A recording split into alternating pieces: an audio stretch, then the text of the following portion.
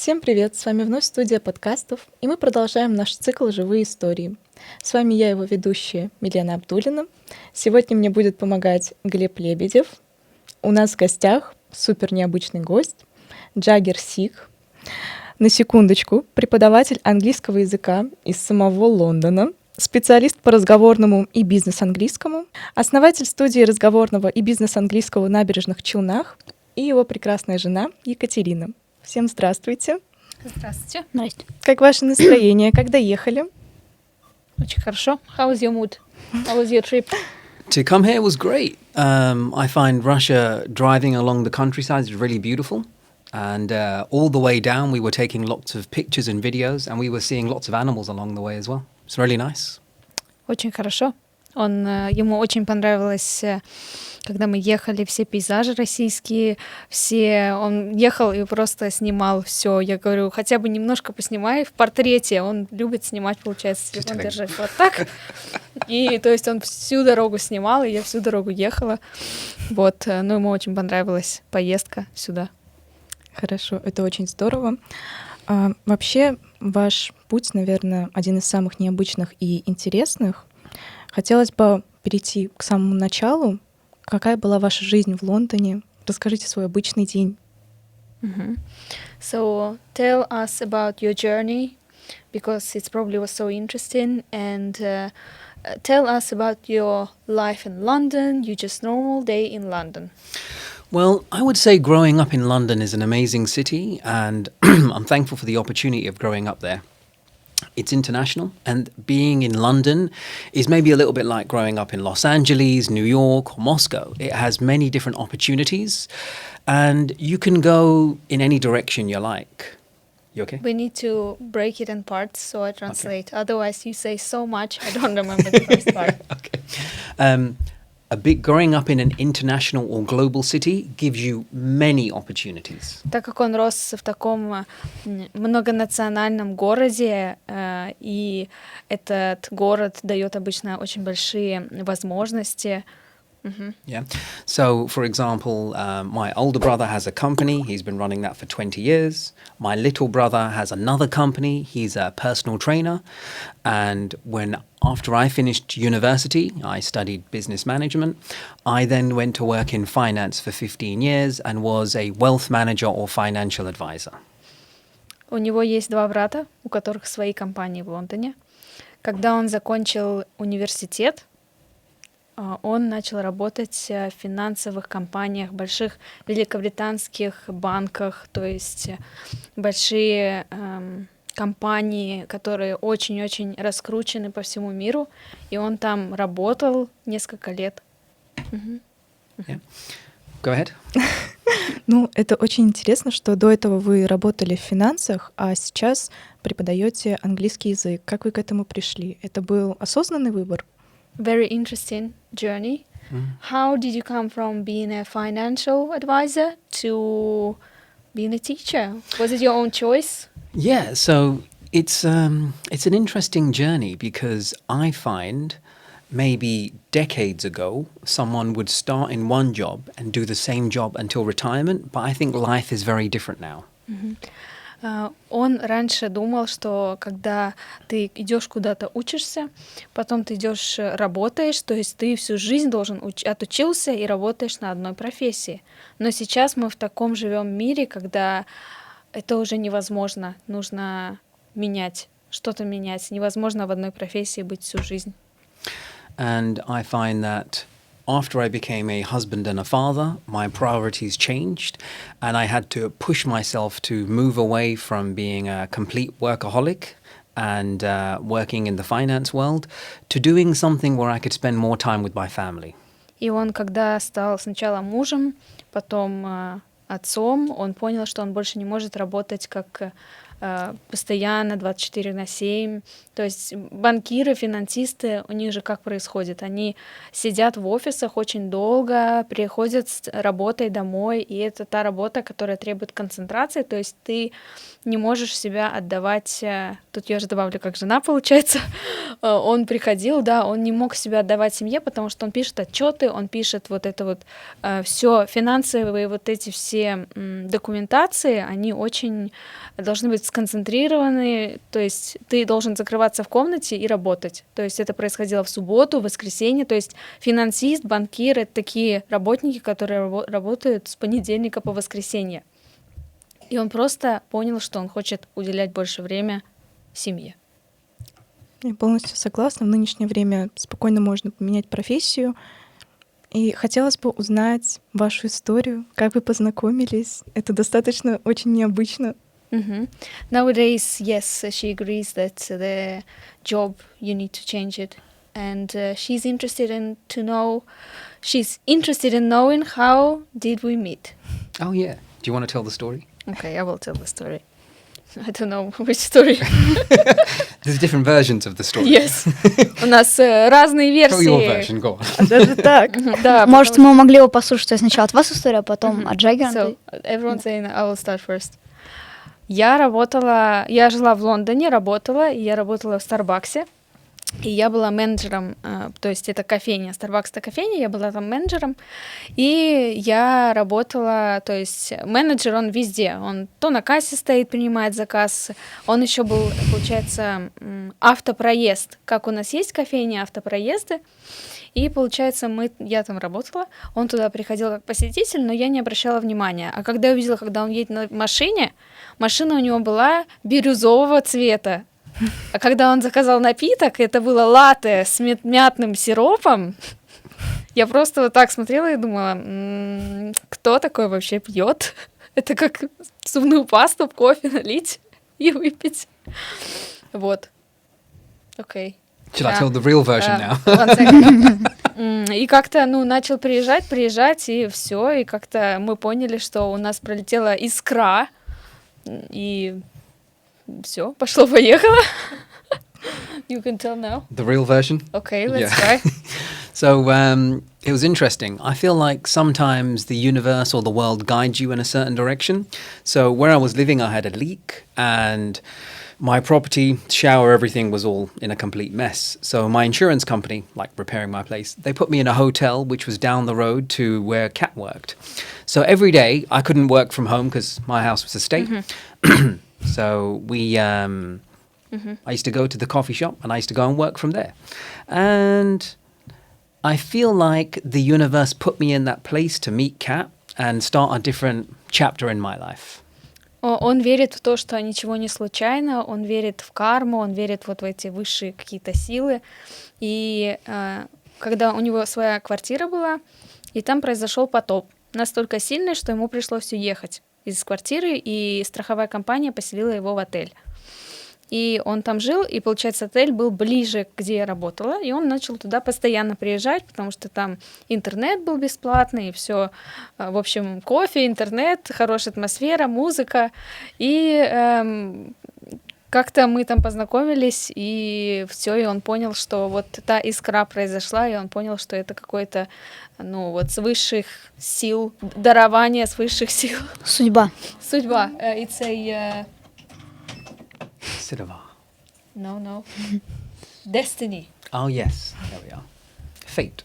Yeah. Fate. Destiny. Yeah. Cool. Я тоже верю в судьбу, в принципе. Получается, вы переехали вместе. Я так понимаю, да? Вот сюда, в Россию, вернулись. Да. А почему именно Набережные Челны? Why Челны? Well, it's interesting because It's two versions. Every- Две версии. Опять так же, Версии. как со знакомством, так же и с работой. Да, так. С приездом. everything's got two versions. You've got Kat's version and then maybe the real version, but you know. Why Nabrizhny Chelny? Well, first we lived in London for about 6 years, В Лондоне жили мы 6 лет. and then Нет. went. No. I Нет? lived there 10 years. Oh no, but I mean together.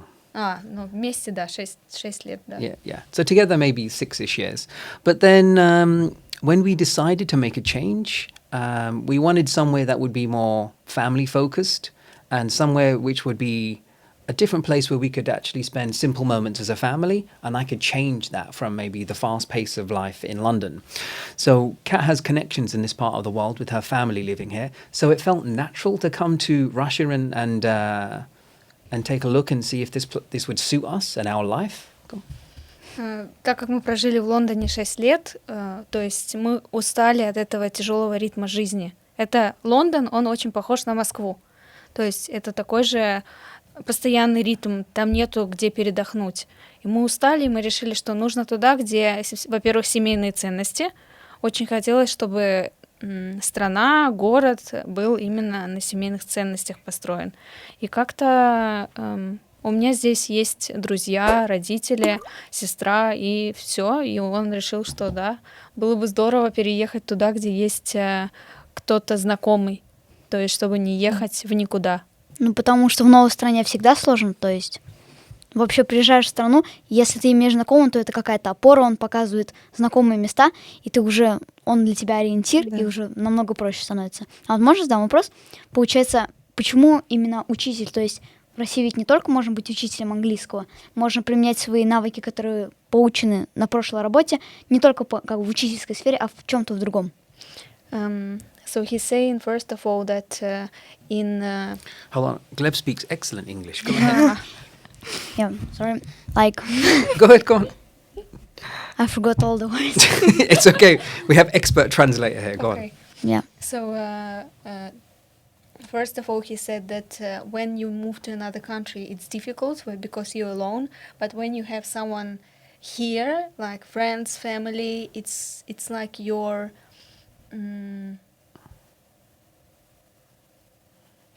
Сейчас подгрузится. One moment. Опора. Опора, кто не знает, как будет опора на английском. Нет, я знаю просто это. It's easier when someone's here because you can rely on them. Yeah, absolutely. And second question he's asking is, first question he's asking is, why did you decide to be an English teacher when you have a lot of experience in your other field? You have skills, experience. Yeah, I feel like this goes with everyone now, that if you're a capable person, you can apply yourself to any field. And I'm 43, and I have changed my career a number of times. I spent 15 years working in finance. I've also created a cryptocurrency education program and delivered that. And then after that, I ran several companies. I feel like when you believe in yourself and you have someone who, like yourself, who believes in you and says, let's do it, you can apply yourself and do anything.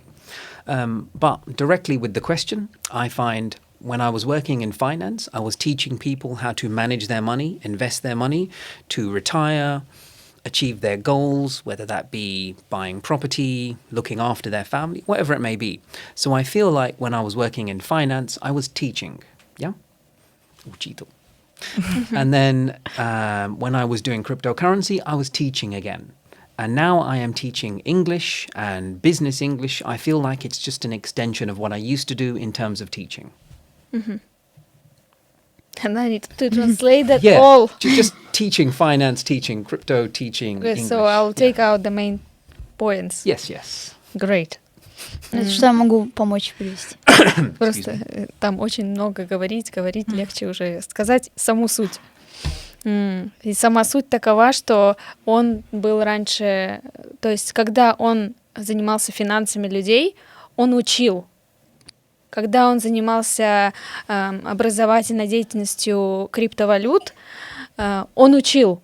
То есть это все учитель, и он просто не оставил свои навыки, он просто как продлил их на другую ветвь развития, то есть он опять же учит, и на данный момент он учит не только детей английскому, он учит разговорному бизнес-английскому. Вот сегодня у него была клиентка, она юрист, она в суде постоянно, то есть там уже немножко другой английский. So I'm telling about that you had a client today who is a lawyer. So she's like has another type of English. Yes. Yes, so it's an extension, and и так интересно, что вот эти все клиенты, они, я не знаю, как он их находит, они его находят, но таким образом все складывается, что вот это вот как ветвь финансиста, которая, вот эта база финансиста, которая у него есть, она ему очень помогает. И вот эти клиенты, они, да, вот невероятно, просто они находятся с такими же интересами. Они просто появляются на пороге, приходится их обучать. The other clients you have, they all connected with like finance or some like professional areas as well. Yeah, so I have clients who work in IT. I have one client who's the head of IT development. So I have a number of clients in IT itself, in law, some in finance, and I help them more on business English, whether that's negotiations, interview preparation, complaint handling. It's using different mediums or different means of discussing business English. And then I have many students, some in schools where I teach, some who have we've crossed paths and they've asked to take lessons with myself to improve their English. So more than happy with that. And I actually really enjoy it. I love helping a student and then over weeks and months seeing that their level gradually just steps up. It's great. It's a great feeling. Ему очень нравится, когда он видит вот этот прогресс. Прогресс, когда он кого-то учит и передает эти знания, и человек действительно берет эти знания и использует в своей жизни. То есть он прям наслаждается вот этим вот ощущением того, что он кому-то действительно помог, и человеку действительно нужна была помощь. Это очень здорово. Я тоже учусь на юриста, думаю, скоро к вам обращусь. Отсюда, вот, раз уж к теме преподавания перешли, есть такая проблема, то что человек может изучать 5-10 лет язык, но не может на нем заговорить. Вот вы как решаете эту проблему? So, first of all, she's studying to be a lawyer. And second, what's the main, so when a person learns language but can't speak it, how can you deal with this problem? I think the best thing to do is jump in the deep end and just practice. You will make mistakes and it's okay.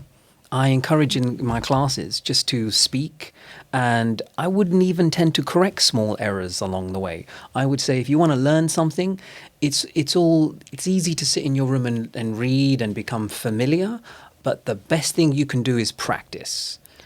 Go ahead.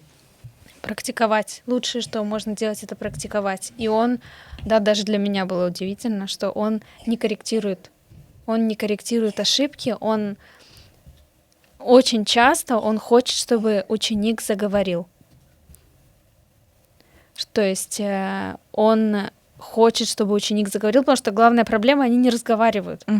То есть у них все есть, а они не разговаривают. И он очень часто хочет, чтобы просто пусть говорит. То есть, несмотря на ошибки, на самом деле в Великобритании носители очень часто разговаривают с ошибками. Вот. И он всегда хочет, он хочет вселить в них вот эту уверенность. То есть быть уверенным и верить в себя, и он никогда не перебивает, он всегда выслушает до конца. То есть он хочет, чтобы человек разговаривал. А вы как иностранец, получается, пока что плохо разговариваете на русском языке. Какие у вас сложности с учениками в целом возникают? You as a foreigner, you speak Russian not great. What difficulties do you have with your students? Gleb is better than me. I'm a translator. Yes, I would say it's, first of all, in terms of learning Russian, it's not an easy language to learn. I've tried to learn Russian and I've been taking lessons, but in the classroom, I will find an excellent student like Gleb, and he becomes an extension or like a teaching assistant almost. He will translate, he will explain things to students, and I think we spend a lot of time together in classes, and he will pick up a lot from me and vice versa. So I'll say, Gleb, how do you say example? Gleb, how do you say this? So he's become a little bit of my Russian teacher as well. Да, потому что у нас сначала как бы был свой переводчик, прям учитель отдельно, который помогал, а потом она ушла, и вот как бы мне достался второй тоже переводчик. Мгм. Глеб, а теперь тебе слово.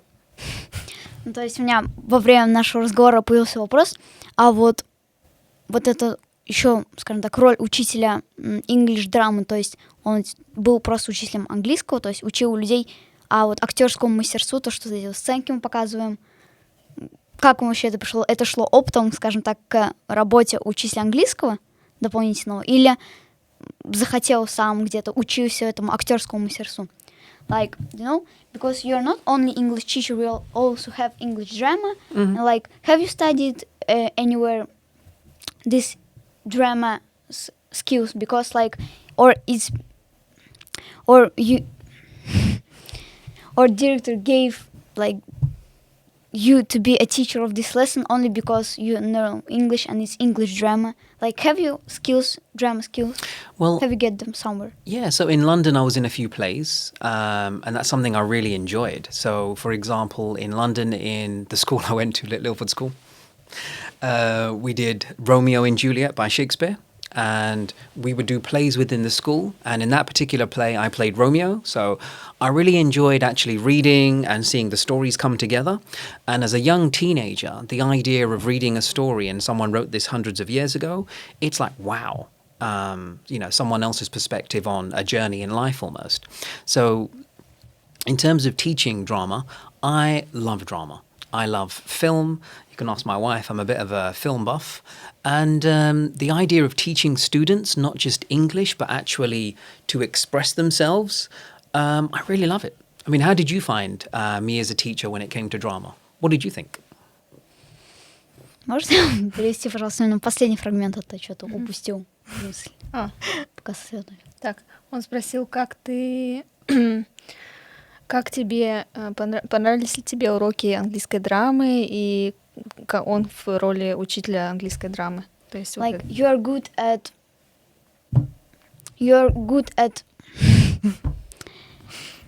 It's okay, take your time. It's all right. It's your second language. Go ahead. как я забыл объяснение вот слова на английском. Вы хорошо объясняете ученикам. Так, помогайте. Давайте я скажу, а ты потом скажешь сам. You're good at explaining. Yeah. Like, you're good at explaining to students how to they impress themselves more correct. Like, because you're saying like to be more confident or something else. Like, you know about this because you're enjoying this Yeah, but drama. also I feel like nowadays with any area of your life you can improve it. So while I was in university, I had to give a speech to hundreds of students. So I bought a package on how to speak and how to do public speaking. I went through that a couple of times and I understood how to improve. And I learned things like 70% of communication is non-verbal, which I think I've said in class. Yeah. It's how you dress, it's how you come across, how you present yourself. And often when we talk, it's not what you say, it's how you say it. And I feel like if you want to be a success in life, you have to constantly train yourself, take courses. And I take a leaf from Kat here because Kat's always been doing courses, whether it's psychology, whether it's taking courses on AI. She's constantly learning. And I feel like as human beings, we have to constantly train ourselves with new skills. So it's something that we always have to do. Ну, то есть я начну еще, у него как бы было две речи. То есть первая про то, где он учился этому актерскому мастерству. То есть когда он учился там в школе, он в нескольких сценках, скажем так, выступлениях он участвовал, как я понял, в «Ромео и Джульетте», да? Он участвовал, и он там кого-то играл. И ему понравилось вообще вот это вот участвовать в процессе, вот играть на сцене, рассказывать речь там. Ему понравилось. А потом, когда он был в университете, ему надо было читать речь перед сотнями людей. И как бы он сам занимался сам собой, то есть там учил себя не бояться вообще публики, страх сцены есть, наверное, у всех, надо побороть его и потом просто всем рассказать. То есть также он говорил то, что 70% того, что мы хотим, 70%, что там про невербальное, я забыл. Короче, 70% про себя мы рассказываем невербально, то есть про то, как мы оделись, как мы себя ведем. То есть если мы прячем руки там или, не знаю, спрятали руки, значит, мы боимся, значит, мы не хотим чего-то. Ну, то есть стеснительные, например. Когда мы переезжали Я достала огромный...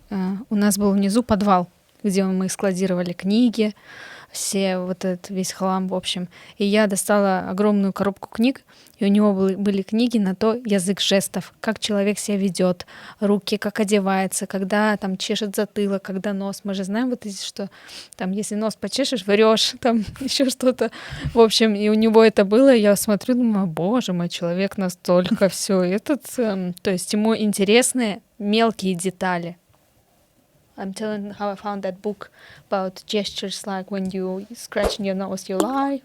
Oh yeah, Scratching yeah. the blue book it was, I think. Yeah. Blue If you and look up white. at a certain way, like one Yeah. way is memory, one way is making something up. Yeah. Yes. То есть, когда смотришь куда-то, и оказывается, если там смотришь куда-то в одну точку, это значит вспоминаешь, в другую, это значит пытаешься соврать. То есть это такой вообще... Can I just add that I bought a book on reading body language because I used to play poker with my friends like twice a week. So I wanted to read the book, watch my friends, see what they do with their body language, and then see if they were bluffing. То есть он играл 2 раза в неделю со своими друзьями в покер, и ему хотелось, когда он прочитал книгу, узнать, блефуют, когда они блефуют, а когда говорят правду. То есть эта книга помогла бы ему выиграть в этой игре. Giving away all my secrets now. Все секрет. С Джаггером в Хорошо. покер не играем.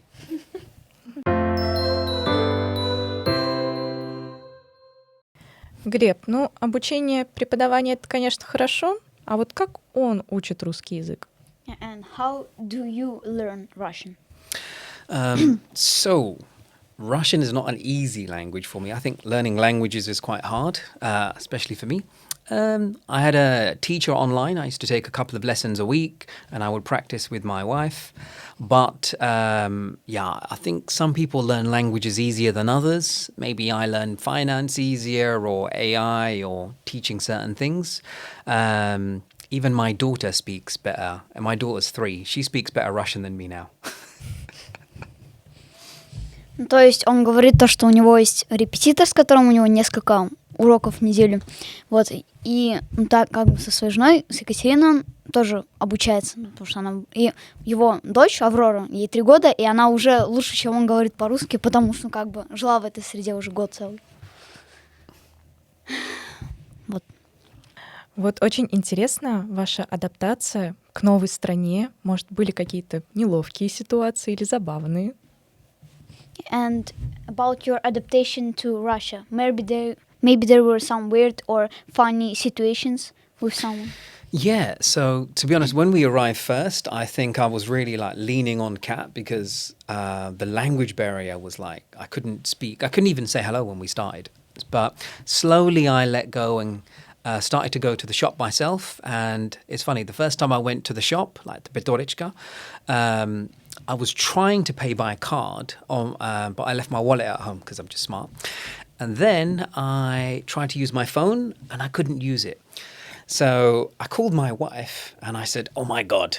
And then the lady behind the counter actually paid for my food, and then Kat transferred her the money. It was amazing because, you know, living in London for 42 years, that would not happen. Like if you go to the shop and you don't have money, they would just say, go back home. Like, can't be done. But the first time I went to the shop, it was like, it's okay, I'll help you out. It was really nice, very welcoming and warm. Yeah. Ну, то есть, когда когда они приехали только он не мог не поздороваться ни с кем, ничего не знал по-русски, а потом как-то со временем привык и уже начал сам ходить в магазин. И то есть у него была однажды такая ситуация, что он забыл кошелек свой дома и пытался оплатить с карты с телефона, а у него не работало что-то. И получается, женщина, которая стояла за ним, она оплатила за него все продукты, еду, там, воду, все заплатила за него, а потом Екатерина, его жена, позвонила ей и перевела деньги, получается. Вот. Ну, то есть, а в Лондоне, если бы это случилось, то ему сказали, у тебя нет денег, все, уходи, вышвырнули бы его, и все. Ничего бы не получил. А тут у нас помогла женщина. Какие добрые люди. Да. Но это хорошо, что окружающие также помогают адаптироваться. А все равно человек переезжает в другую страну со знаниями. В основном это стереотипы. И какие стереотипы подтвердились, а какие нет? Like when you come to another country, at first you You have stereotypes. Yeah, about this country. What stereotypes did you have before coming to Russia? And which как будто оправдались его ожидания? Типа, какие, что он ожидал и что оправдалось? What did you expect it? What came true? And what just broke your expectation? Yeah, so the first time I came to Tatarstan or Russia was in 2019 when I came to meet yourself, and then back in 2020 when we got married, and then 2025 when we came here permanently. And before I came, a lot of my friends and family said, "Oh, be careful, there's like it's racist over there." And I was like, "Oh, I didn't hear this, but okay." And then like in London, the stereotype would be there's bears walking in the street and a lot of people drink vodka. I think that's the old adage. So, but when I came here, I was kind of had my guard up, like a bit very aware. And then in 2019, when I came to visit, it was like none of that existed. There was no all of these massive stereotypes. I found everyone was very welcoming. No one was rude. And even when I came back to London, everyone said, "Oh, did you experience any racism? Did anyone say anything?" Everyone was really friendly. Like, I find anywhere you go in the world, people will treat you how you treat them. So all of those stereotypes went straight out of the window. То есть первый раз он приехал в Россию, получается, в 2019 навестить Екатерину, потом в 2020 они, получается, поженились, а в 2025, когда они уже собирались переезжать, и вот там друзья, все знакомые говорили, типа там, будь осторожней, там по улицам ходят дикие звери, там медведи, вот, там все пьют водку, все грубые, вот, а потом он приезжает, как бы в 2019 году, когда он приехал, но он был удивлен, то, что как бы ни один из этих стереотипов не подтвердился, то есть все были с ним вежливы, никаких медведей он не встретил по дороге, никто на балалайке не играл, а потом он вернулся, как бы рассказал всем друзьям, они типа посмеялись, типа, прикольно, оказывается, не подтвердились наши, не оправдались наши ожидания. Вот, насчет России. Только лоси бегают. Да, лоси бегают. Only. Mooses. Oh yeah, the moose we found. I would also say, like on social media, on Instagram, there's many popular people who I don't know if they try to represent Russian culture, but they eat caviar for breakfast and then they wrestle bears. I haven't seen any of that. I don't know where these people are. I mean, traveling around with the wife to Ufa and Kazan, St. Petersburg, Moscow, I've not seen any of these people wrestling bears. So, yeah, I think it's all just maybe historic stereotypes that are blown out of proportion. What do you think? В социальных сетях очень много видео, где люди едят красную икру на завтрак с шампанским, на обед идут с медведем, соревнуются. Он говорит, я ни разу не встретил таких людей. Он говорит, я не знаю, где они находятся, но видео действительно есть, но он ни разу не встретил таких людей. Пока путешествую там по Уфе, по Москве, по Санкт-Петербургу, ни разу не встретил никакого медведя с балалайкой.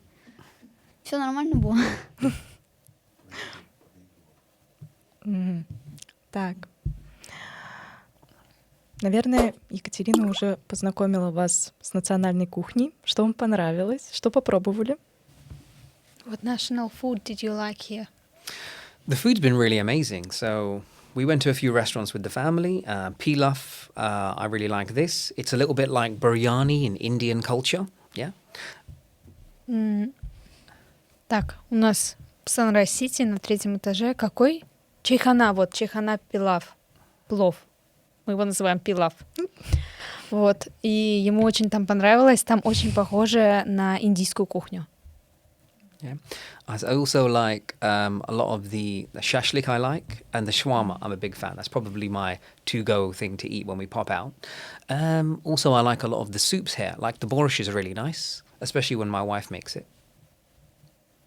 Ему очень нравится шаурма, Scones and шашлыки, и нравится борщ, который я делаю. Я очень давно его не делала.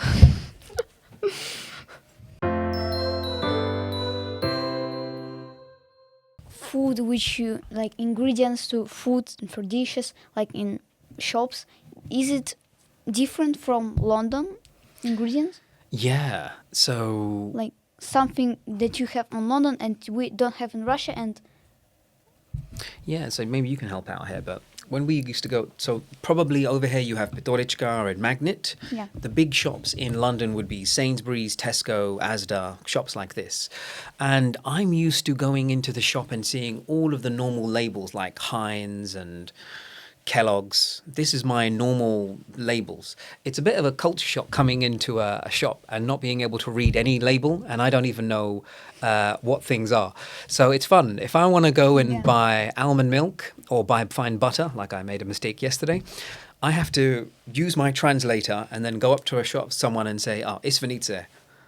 Can you please read this and help me out?" It's not easy, and it takes time to get used to. But I find when you pick up little words, like in classroom, I can pick up, like, for example, like, you do this, you do this.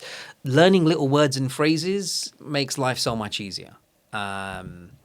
So yeah. Oh, also, I try to make food from like my own culture from India. So where my family are from. And finding some of the ingredients has been a bit challenging, but my wife has been on to Wildberries and she's found mostly everything we look for. Yeah. I give her a nudge and she finds it.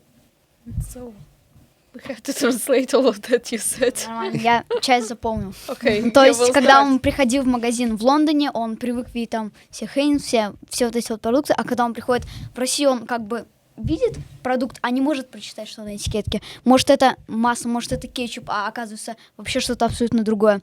И вот так он брал переводчик с телефона, переводил название на продукте и просил, что это такое, объясните мне, вот, что это. Подходил к людям прямо и спрашивал, типа, что это такое, вот что я беру вообще, покупаю. Вот. А потом он заметил то, что если учишься каким-то фразам вообще, просто там фразы, слова, мелкие, то общаться вообще с людьми уже становится намного проще, потому что Джаггер, он когда объясняет, он очень подробно объясняет, а у нас в России, там, привет, пока-пока, немногословно. И когда изучаешь такие мелкие фразы, намного проще становится общаться с людьми, понимать вообще друг друга. Well done. You understand everything, yeah? Чуть-чуть. A little bit.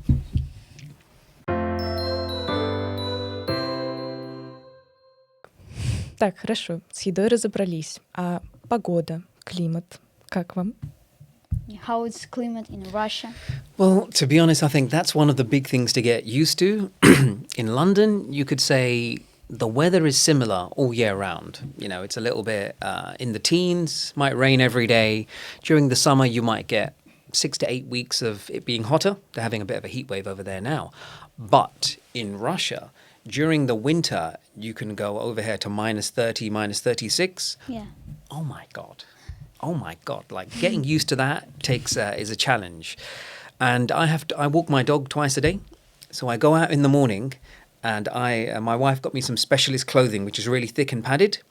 But because it's minus 30, I also have to dress up my dog. So he can't go out with, just as he is. He gets padded clothing as well. And then the floor is just ice and slippery. So then we have to get specialist shoes. And you know what? That's probably the biggest challenge of living in Tatarstan. 6 months of the year, 7 months of the year, it's very cold and icy. I think it makes you really appreciate when the sun's out and you walk and you're like, oh, this is so nice. Yeah. То есть он говорит то, что в Лондоне вообще там температура, климат, он почти не отличается каждый день, ничем не отличается от другого. То есть там солнечно, и в тот же день солнечно, на следующий день. А вот у нас в России, у нас там может сначала идти дождь, зимой у нас там может быть под минус 30, минус 36, и ему и его собаке, получается, у него есть собака, им настолько непривычно, что даже для собаки они покупают сначала отдельную одежду, чтобы она не мерзла, потому что она не привыкла так ходить к такому морозу, не привыкла. То есть для нее специальную одежду покупают, специальную обувь, потому что скользко везде, можно поскользнуться, упасть, удариться и все. И вообще все отличается от Лондона по климату. И то есть где-то 6 или 7 недель в году у нас очень холодно, а потом уже так получше, полегче становится. Да, он купил первые валенки. Это были первые валенки. Oh, yeah. Yes. А у нас собака, мы ее привезли из Лондона, получается, доберман. И мы кидали снежки. Он очень любит, когда лепишь снежок, кидаешь, он бежит, хватает, и он рассыпается, и все, он не поймет, где он. А хотелось бы узнать, как отмечают Новый год в Лондоне, какие отличия вы заметили? And how did you celebrate New Year in London there's some difference from Russia. Yeah, so there's a lovely little cultural thing we do over here. So over here, we get to like 1 minute before 12 noon or 1 minute after, and then we write a wish, we burn it, put it in a glass, knock it back, and happy days. My wishes always come true, so they're great. Do you want to translate that? Yes. Yeah, go on. То есть у нас есть такая традиция, не знаю, как в других семьях, ну, я видела в некоторых семьях, блогеры тоже выкладывают, что за 1 минуту до, когда куранты начинают бить, что до Нового года пишешь желание и начинаешь сжигать над шампанским и выпиваешь. Для него это был культурный шок, но мы это уже делаем. Вот сколько мы вместе, мы столько это всегда и делали. Yeah, so it's a beautiful tradition. And actually, when I went to London in December 2025, I was there for New Year's Eve. Yeah, Christmas. I was there for Christmas and then came back for New Year's Eve. But in previous years, when I've been in London, I've actually taken that tradition of burning the paper when we were in London, and we would actually do that over there as well. So we've been transferring traditions. But when we're in London, we normally do a 3-2-1, open a bottle of champagne and pass it all around. So that's how we would tend to celebrate New Year's in London. Можно я скажу? Ну, то есть вот, получается, когда... Мы уже сказали, то, что это была традиция, а когда в декабре, получается, прошлого года, в 2021 году в декабре, когда он поехал, как я понял, на само Рождество, приехал он после Рождества, да, в следующий день, вот. Получается, там они никогда этого не делали, у них как? У них традиция это раз, 2-3, Новый год настал, открываешь бутылку шампанского, пьешь, и все. И это все традиции. Так они отмечали Новый год в Лондоне. А там в тот год они решили отпраздновать как бы с этой традицией, и всем понравилось. Все посмеялись. Прикольно так. Будем повторять еще на следующий год там. Это очень здорово. А хотелось бы узнать, все равно в разных странах разные люди, менталитет. Что вы скажете о наших людях? Что-то я это... Difference of mentality. Difference in mentality? Yeah. How so? Russian to UK, what's the difference? In schools? Everywhere, like, for example, in the UK, people wear shoes outside and they can come in shoes and they go everywhere. Oh, that is then- different. And then in over probably here is every different. house. One yeah. second. Every house, most of UK do it. I can't say that all the UK, but most of British people do it. Yeah, that's One one second, thing that's I'll different. Go translate. ahead. То есть я ему объяснила, что вопрос о менталитете, и сказала, что, ну, например, да, вот я для себя, я там жила 10 лет, и я знаю, что то, что нас отличает, это мы не ходим в обуви, когда приходим домой. Они приходят домой, в этой же обуви идут на кухню, садятся на диван, могут лечь в кровать. То есть для меня это культурный шок и разница менталитета. Для него не особо. Но может еще потому, что все-таки мы жили вместе уже 6 лет, там, когда были, и мы не ходили дома в обуви, поэтому он уже был готов. Yeah. I'd also say that in my experience meeting people here in Russia, there's a very strong family focus here. In the friends that I've made here, the children really listen to their parents and there are strong family bonds. So that's really nice to see here as well. That's it. Take a turn each. Нет? Нет. Nope. Еще он заметил, огромная разница — это то, что здесь люди нацелены на семейные ценности, то есть все происходит с детьми, с семьей, нет какого-то особого разделения, то есть вот эта семейная традиция, то, что ты вместе с семьей, это очень-очень чувствуется.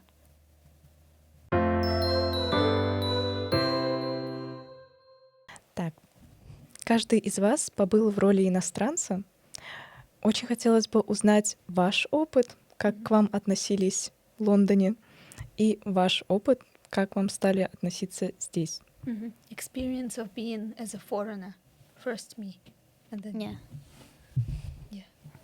I will start. Mhm.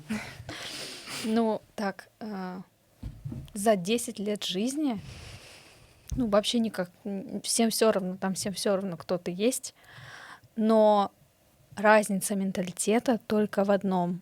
То, что там каждый сам за себя. Неважно, кто там из Испании, из России, вообще неважно, из Индии. Там нету какой-то сплоченности, там нету такого, что мы тебе поможем, вот, да, там каждый сам за себя. Вот как Джаггер говорил, что он в Лондоне в магазине бы сказали, иди домой с деньгами. То есть это действительно так и есть. За 10 лет я не смогла обзавестись какой-то, да, там, соседями какими-то, которые там помогают или там вместе собираемся. Такого там нет. То есть если у тебя что-то происходит, это твои проблемы. So how is it being a foreigner in Yeah, Yes. you're right. It's interesting. So, I've always traveled from a young age. I've been to a couple of dozen countries, traveled, met new people, open to new experiences. But actually moving, I never considered I would move country. Do you want to take that part first? Ты запомнил? Чуть-чуть. Давай. То, что когда он в детстве, ну вообще, в молодости, скажем так, он много путешествовал, и у него есть большой опыт общения с иностранцами, как с ним вообще обращались, и как он с другими общался иностранцами. Вот. Yeah. Дальше не запомнил. And then, Да, он никогда не думал, что он приедет сюда вообще. Куда-то вообще переедет, он никогда не думал. and then I consider myself a very social person, and I've got I've got a huge family in London. So I've got like brothers, sisters, cousins, uncles, aunts, and then I've got university friends and school friends, and then I've got work friends. And I think when I was in London, I was spoilt for choice socially because I've got many different options to meet people. And now, for the first time in my life, I don't have that social circle around me, and I'm distant in that way. And it actually tests your relationships being so far away from people. And then you ask yourself questions. You know, you come to another part of the world. Here, it's me, my wife, my dog, my daughter. Not in that order. Do you want to take that? Yeah. So, ой. Ой. Так. Что запомнил? You take Нет. it so long. Да. You get lost. Долгие объяснения, много подробностей. В общем, Внезапно. Many different types of friends and family. у него вообще в Лондоне, он, так как у него background. Friends, family. No. У него, получается, он родился и вырос в Лондоне, но у него семья, там папа у него тоже родился и вырос в Великобритании, мама из Индии. То есть и у него большая индийская такая семья, у него у самого сколько, 2 брата, 2 сестры, то есть у всех партнеры, у всех дети, то есть потом у него там 2 братья, 3 братья, 4 братья, там просто, ну, очень огромная семья, и у него, он был такой, знаете, разбалованный, так, разбалованный, вот. И у него был огромный выбор, с кем идти сегодня на вечеринку, с друзьями, с вот этими кузинами, с вообще с троюродными братьями, с племянниками. Там просто размах был огромный. А здесь у него он, я, дочь, собака. Все. И то есть это такой, конечно, огромный шаг, такой, как, фокус сместился, получается, был такой огромный, что хочешь, делай, а сейчас такой раз, и все. И получается уже немного людей рядом с собой. I feel like if I could roll back time, find a genie in a lamp kind of thing, I wish I started learning Russian earlier, because I feel like anywhere in the world where you meet people, everyone's a bit cold-shouldered before you break the ice. You get to know them, but once you get to know them, people are just very friendly. And that's been my experience here. Unfortunately, because of my limited Russian, it becomes a barrier to make friends and form connections. I'm constantly pulling out my phone and using Translate to be like, oh, hello, yes, my name's Jagger, I'm from London, nice to meet you, kind of thing. So this makes it more difficult. So I think as a foreigner, the language barrier is something that I'm working on and learning, but it takes time, and it does impede or stop deeper bonds and connections with people. Yeah. Ну, то есть, если бы он вдруг случайно где-нибудь нашел на улице лампу с джином, он бы вернулся назад во времени, он бы хотел пораньше начать изучать русский, ну, потому что сложно изучать с возрастом какой-то язык, и ему было бы проще вообще контактировать сейчас с людьми, потому что, ну, как бы, он пользуется переводчиком просто, чтобы объясниться, кто он, как ему там куда-то дойти, и что-то в этом роде. И, то есть, языковой, ну, пока что для него существует языковой барьер, то есть ему сложно общаться с окружающими без помощи переводчика и друзей, но уже он над этим работает и не боится там трудностей. Есть ли у вас какие-то планы на будущее? Вы как преподаватель, может, что-то открываете для того, чтобы ученики учили язык? Like, have you any future plans, like English teacher for your students? Yeah. May you open like company or school? Yeah, so I work in several schools and I've had some offers from other companies to work as a teacher, English teacher. But I also work online as a English teacher and helping people with their business English. And we're in the process of setting up our company, which is going to be called Native English Studio. Студия разговорного и бизнеса английского. Yeah, and it's the key thing is just helping people become more confident speaking English, getting them comfortable with the language, and it doesn't need to be focused on learning the textbook and the grammar. The key thing is people just speak, become confident in the language, because people will use it for traveling, they'll use it for forming connections, for work, and it's just about putting those building blocks together and learning the language, which is how I can help. No. Okay. I looked at Gleb, you went, no. Все-таки он хочет, мы не хотим открывать школу, мы хотим сделать акцент на том, что это разговорный английский, это английский для путешествий, для бизнеса, то есть, да, добавлю от себя, что мы все идем из школ, где нас дрилят грамматику, учат, заставляют учить, а разговаривать мы не умеем, поэтому мы не хотим акцентироваться как какая-то школа, мы хотим акцентироваться как студия разговорного и бизнес-английского, чтобы использовать английский в жизни вообще, то есть находить новые контакты, общаться, потому что это важно, а не грамматика. А теперь попрошу вас в эту камеру пожелать лично от себя, от человека, который переехал в Россию, покорять, так сказать, ее вершины, пожелание жителям. Like your wishes to people who live in Russia, like from person who arrived to Russia to achieve goals here. Yeah, some wishes to our What are my wishes? yeah Yeah. camera.